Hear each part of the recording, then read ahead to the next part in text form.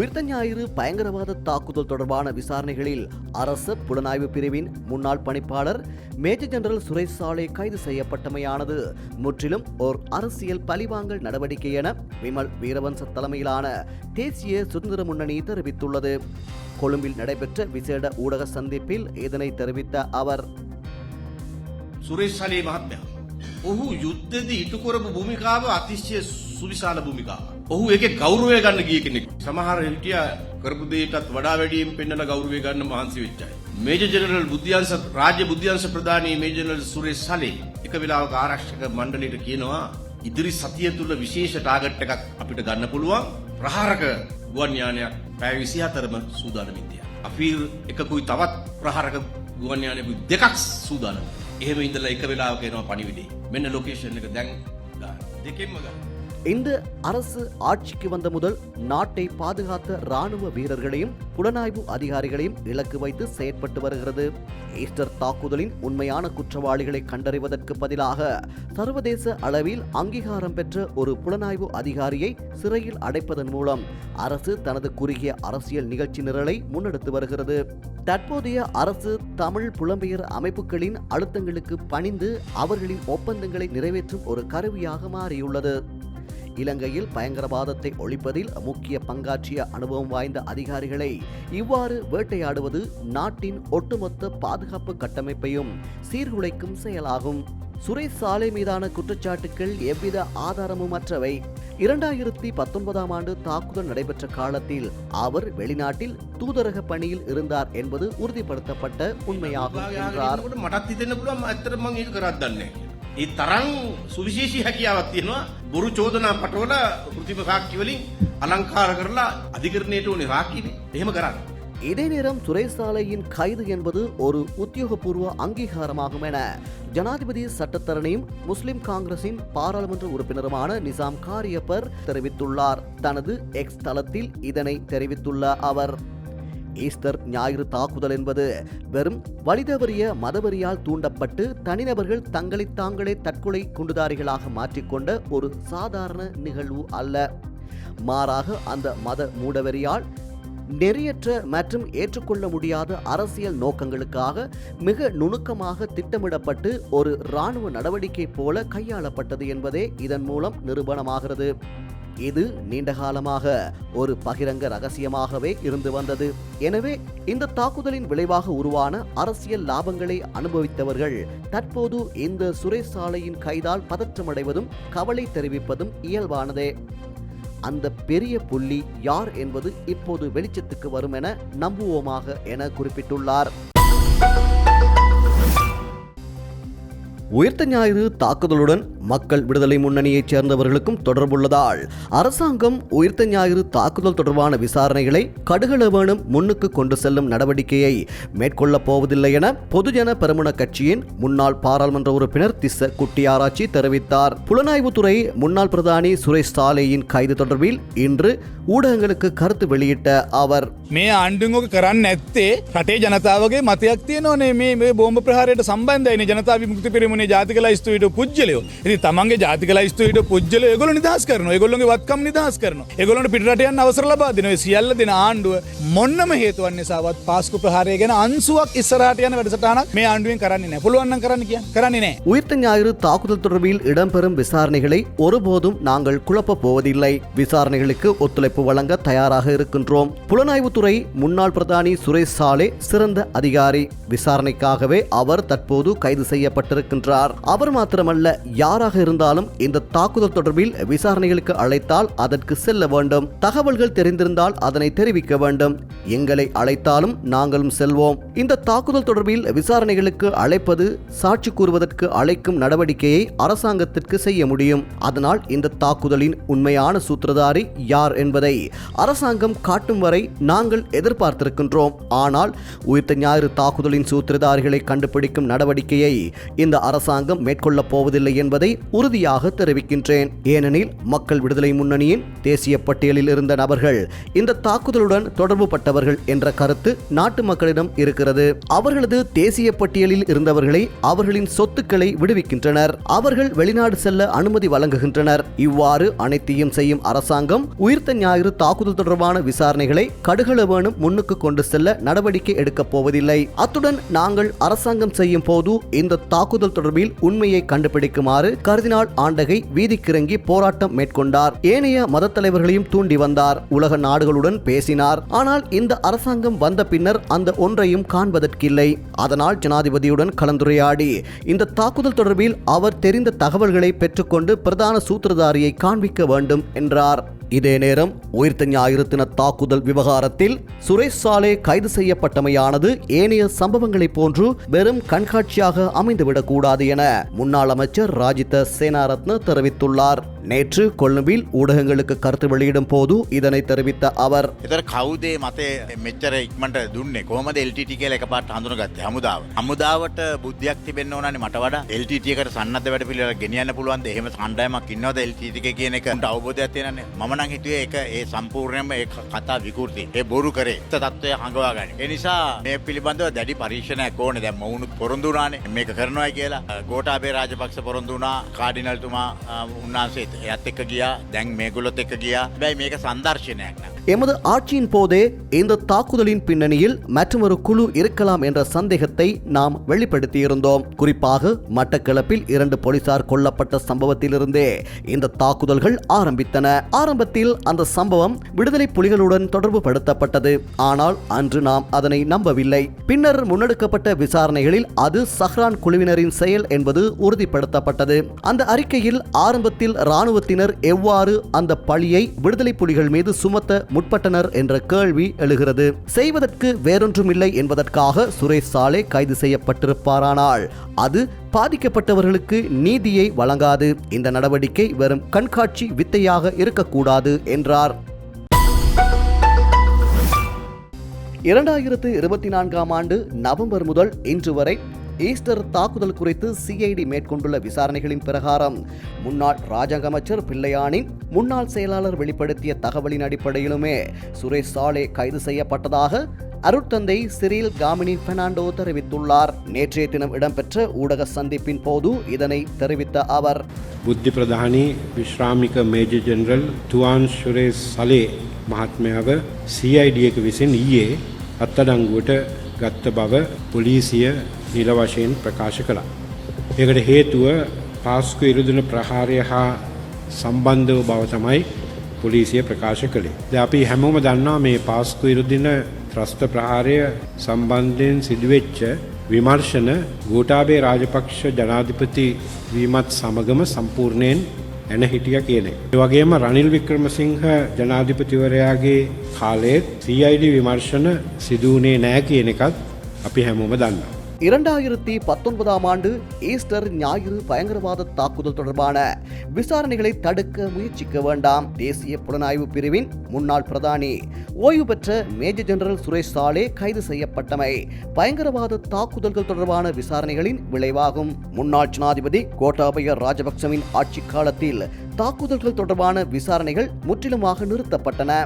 ரணில் விக்ரமசிங்கவின் ஜனாதிபதி காலத்திலும் விசாரணைகள் தொடரவில்லை. கத்தோலிக்க திருச்சபை எப்போதும் தாக்குதலுக்கு பொறுப்பானவர்களை கண்டித்து பாதிக்கப்பட்டவர்களுக்கும் அவர்களது குடும்பங்களுக்கும் நீதியை உறுதி செய்வதற்காக அவர்களை சட்டத்தின் முன்னிறுத்த விசாரணைகளை கோரியுள்ளது. தற்போதைய அரசாங்கம் ஆட்சிக்கு வந்த பின்னர் ஈஸ்டர் தாக்குதல் தொடர்பான விசாரணைகள் முறையான முறையில் நடத்தப்பட்டன. கடந்த 16 மாதங்களில் நவம்பர் 2024 முதல் இன்று வரை ஈஸ்டர் தாக்குதல்கள் குறித்து CID விரிவான மற்றும் சுயாதீனமான விசாரணையை நடத்தி வருகிறது. ஈஸ்டர் தாக்குதலுக்கு பின்னால் உள்ள சதி திட்டம் குறித்து சேனல் 4 ஒளிபரப்பியதை தொடர்ந்து முன்னாள் பாராளுமன்ற உறுப்பினர் பிள்ளையானின் முன்னாள் செயலாளர் வெளிப்படுத்திய தகவலின் அடிப்படையில் புதிய விசாரணைகள் தொடங்கப்பட்டன. இந்த தாக்குதலின் அடிப்படையில் நடத்தப்பட்ட விசாரணையின் ஒரு விளைவு சுரேஷ் சாலே கைது செய்யப்பட்டதாகும். அவர் கைது செய்யப்படுவதற்கு போதுமான ஆதாரங்கள் இருப்பதாக நாங்கள் நம்புகின்றோம். அவர் தற்போது ஒரு சந்தேக நபர் மட்டுமே. அவர் தவறு செய்தாரா இல்லையா என்பதை நீதிமன்றம் முடிவு செய்யும். இது போன்ற கைதுகளுக்கு அறிக்கைகளை வெளியிடவோ அல்லது பல்வேறு விளக்கங்களை வழங்கவோ தேவையில்லை. அவற்றை அரசியலாக்க வேண்டிய அவசியமில்லை. இது சிஐடியால் நடத்தப்படும் ஒரு சுயாதீன விசாரணை. இந்த விசாரணைகளை சுயாதீனமாக நடத்த அனுமதிப்பது நல்லது. இல்லையெனில் இந்த விசாரணைகளை சீர்குலைக்கும் முயற்சிகள் இந்த தாக்குதலில் கொல்லப்பட்ட மற்றும் காயமடைந்த பாதிக்கப்பட்டவர்களுக்கு இழைக்கப்பட்ட அநீதியாக கருதப்படும்.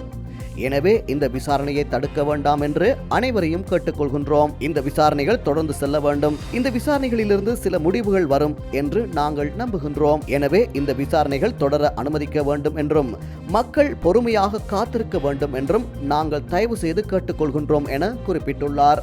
සමූල ඝාතනය පසුපස සැඟවී තිබෙන සත්‍යය හොයලා ඒ පසුපස සිටින සියලුම අපරාධකරුවන් නීතිය ඉදිරියට ගෙනල්ලා යුක්තිය සහ සාධාරණත්වය ඉටු කරන්නට කියලා.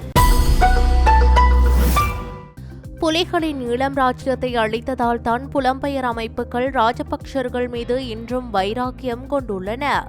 நாமல் ராஜபக்சவின் முன்னிலையில் தற்றுணிவுடன் கேள்வி கேட்பதற்கு தைரியம் இல்லாததையிட்டு தமிழ் மாணவர் சங்கம் வெட்கப்பட வேண்டும். புலிகள் அமைப்பின் அழுத்தங்களுக்கு பிரித்தானியாவின் ஆக்ஸ்போர்ட் மற்றும் கேம்பிரிட்ஜ் பல்கலைக்கழகங்கள் அடிபணிந்தது கவலைக்குரியது என ஸ்ரீலங்கா பொதுஜன பெரமுனவின் உறுப்பினர் சரத் வீரசேகர அதிருப்தி வெளியிட்டுள்ளார்.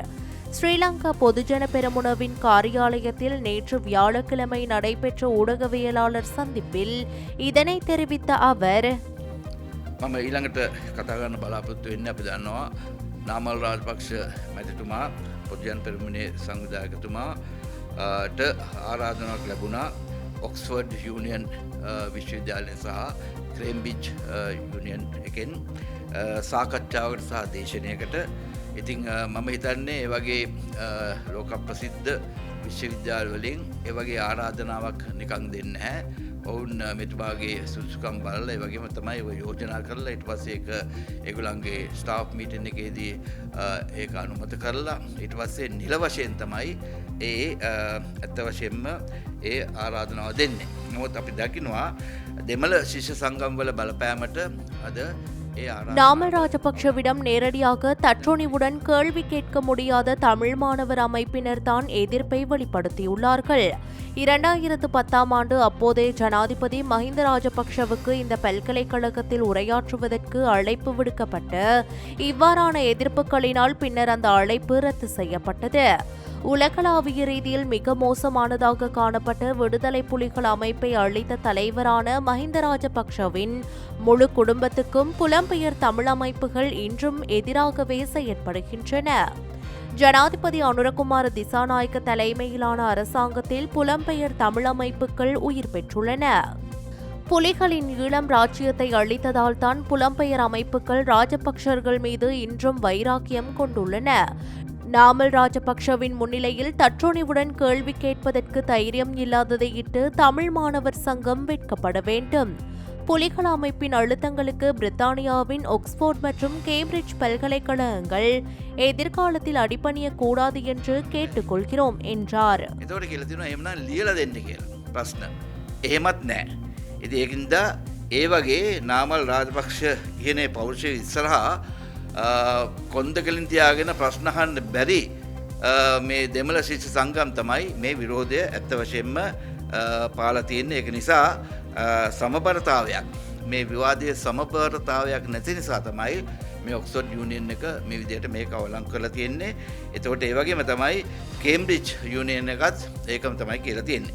එතකොට ඇත්ත වශයෙන්ම නැවතවරක් මා කියන්නේ නාමල් රාජපක්ෂ ඉදිරියේ ඇත්ත වශයෙන්ම කොන්දකලින් තියාගෙන ප්‍රශ්නයක් අහන්න බැරි.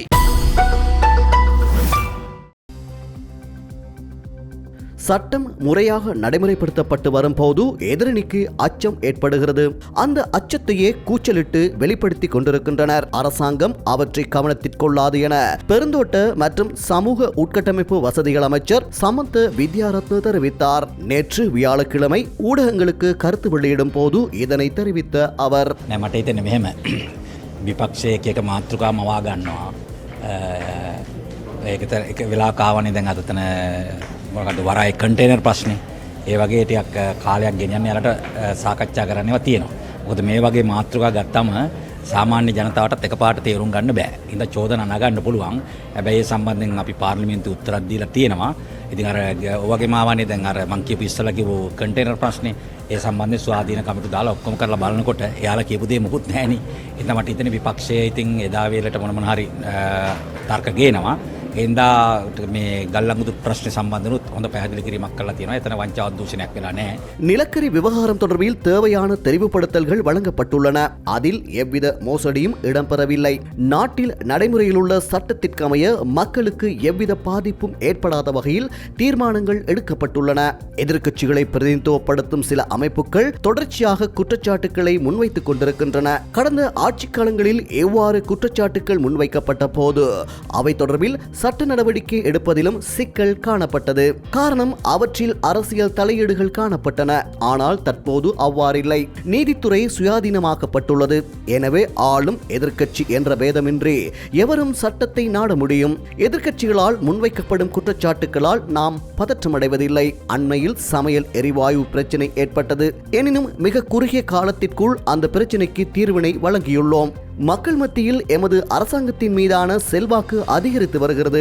ஊழல் மோசடிகள் குறைவடைந்து வருகின்றன. மறுபுறம் பொருளாதாரம் சிறப்பான பாதையில் சென்று கொண்டிருக்கிறது. அரசாங்கத்தின் வெற்றிகரமான பயணத்தில் எதிர்க்கட்சிகளின் அரசியலுக்கான வாய்ப்புகள் குறைந்து வருகின்றன. சட்டம் முறையாக நடைமுறைப்படுத்தப்பட்டு வரும் போது அவர்களுக்கு அச்சம் ஏற்படுகிறது. அந்த அச்சத்தையே கூச்சலிட்டு வெளிப்படுத்திக் கொண்டிருக்கின்றனர் என்றார். ප්‍රශ්නයක් නැහැනේ. ගෑස් වල පුංචි ප්‍රශ්නයක් පහුගිය දවස්වල තිබුණා නම් දැන් මේ ඊයේ දවසේ ඉරිදා දවසෙත් ගෑස් නැව ආවා.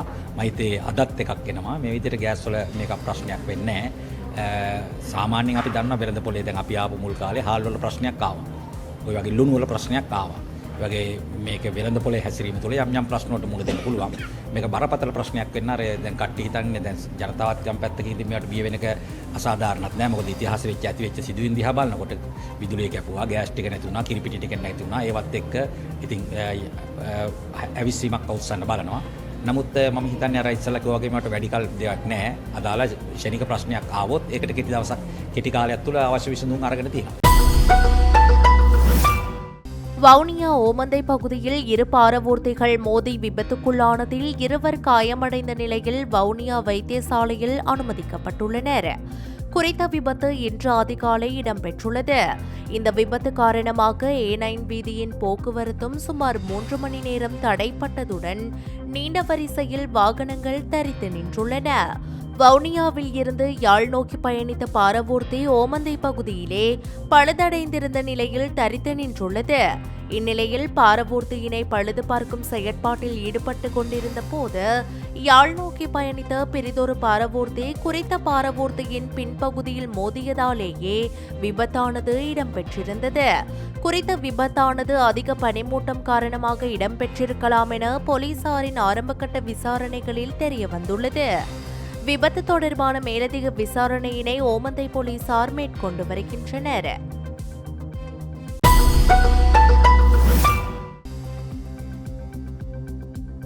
இந்தியா எமது நெருங்கிய அண்டை நாடு மாத்திரமன்றி ஒரு முக்கியமான பங்காளியும் ஆகும். மக்களின் நலன் கருதியும் பிராந்தியத்தின் மேன்மைக்காகவும் இந்த ஒத்துழைப்பை முன்னெடுத்து செல்ல இலங்கை அர்ப்பணிப்புடன் உள்ளது என பிரதமர் ஹரிணி அமரசூரிய தெரிவித்தார். இந்தியாவின் 77வது குடியரசு தினம் மற்றும் இலங்கையின் 78வது சுதந்திர தினம் ஆகியவற்றை முன்னிட்டு இலங்கை இந்திய சங்கம் ஏற்பாடு செய்திருந்த விசேட கொண்டாட்டத்துடன் கூடிய இராப்போசன விருந்து நேற்று இரவு கொழும்பு தாஜ் சமுத்ரா ஹோட்டலில் நடைபெற்றது. இதில் கலந்து கொண்டு உரையாற்றும் போதே இதனை தெரிவித்த அவர், And we know that this will grow and prosper, continue to strengthen our economic and cultural ties. Ditwah சூறாவளி இலங்கையை பாதித்த போது சாகர்பந்து நடவடிக்கை மூலம் எமக்கு உதவிக்கரம் நீட்டிய முதலாவது நாடாக முன்வந்த இந்தியா எமது மீட்பு மற்றும் நிவாரணப் பணிகளுக்கு வழங்கிய ஒத்துழைப்பு அளப்பரியதாகும். இலங்கையின் மீட்புப் பணிகளுக்காக $454 மில்லியன் மதிப்பிலான நீண்டகால நிவாரணப் பொதியை அறிவித்தமைக்காகவும் நிலைபேறான அபிவிருத்தி பயணத்தில் எங்களுடன் கைகோர்த்து செயற்படுவதற்காகவும் இந்தியாவை பாராட்டுகின்றோம் என்றார். இந்த நிகழ்வில் உரையாற்றிய இந்திய உயர்ஸ்தானிகர் சந்தோஷ் ஜா, I think seen India emerge as Sri Lanka's most trusted partner in the last year, the record numbers and the largest number naturally are from India. இரு நாடுகளுக்கும் இடையிலான உறவானது வெறும் ராஜதந்திர மட்டத்துடன் மட்டுப்படுத்தப்படாது, அதற்கு அப்பால் சென்ற ஒரு பலமான அதேவேளை விசேடமான உறவாகும். இந்தியாவிற்கு வெளியே வழங்கப்படும் முதலாவது சர்வதேச பட்டப்படிப்பை இலங்கையில் அறிமுகப்படுத்தியதன் மூலம் கல்வித்துறையில் ஒரு புதிய அத்தியாயம் ஆரம்பிக்கப்பட்டுள்ளது. அத்துடன் தகவல் தொடர்பாடல் மற்றும் மக்களிடையிலான உறவுகள் போன்ற பல துறைகளில் ஒத்துழைப்பு மேலும் வளர்ச்சியடைந்துள்ளது. இந்திய இலங்கை உறவுகளில் இன்றைய காலகட்டத்தில் ஒரு பாரிய முன்னேற்றம் காணப்படுகின்றது என்றார். இதன்போது இலங்கை இந்திய சங்கத்தின் உத்தியோகபூர்வ சஞ்சிகை வெளியீடு மற்றும் போர்ட் ஆஃப் கால் எனும் நூலினை பிரதமர் மற்றும் இந்திய உயர்ஸ்தானிகரிடம் கையளிக்கும் நிகழ்வுகளும் இடம்பெற்றன.